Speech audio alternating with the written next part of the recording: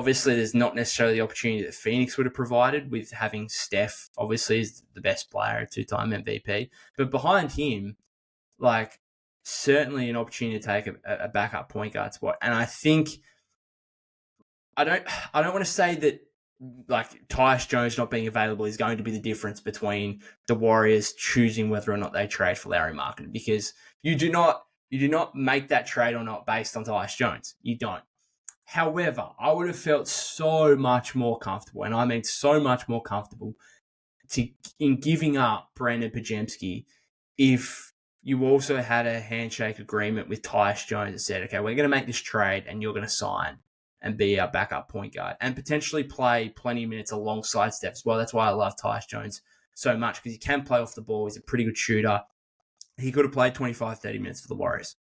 And again, he's not the difference as to whether you'd make the trade or not, but I think you'd feel a lot more comfortable if the Warriors went out and said, okay, we're going to deal Pods here for Markkanen and make that trade and then have Tyus Jones lined up as the backup point guard.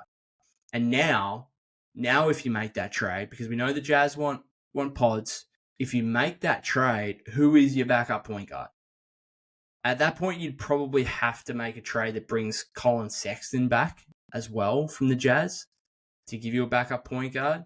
Or you'd have to go elsewhere and make another trade somewhere. I don't know who it would be, because the free agent options, Markelle Fultz is probably the best one now. I could talk myself into it. Yeah, absolutely. But he's not a guy that, you're going to be overly keen. Like, he's not going to play next to Steph. He's going to play 15, 20 minutes max, you would think. I think in Tyus Jones, you had someone who could not only run the second unit so efficiently, but also a guy that could play next to Steph and could be part of closing lineups.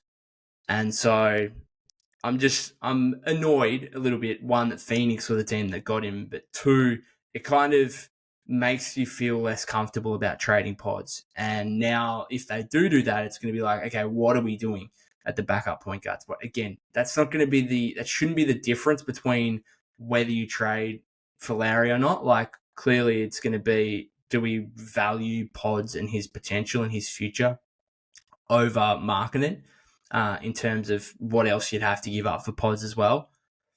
But yeah, now you look at the free agency market in terms of point guards, and there's just not the options that there were when Jones was available, and before him as well, Spencer Dinwiddie. Again, would I have been overly happy with Spencer Dinwiddie?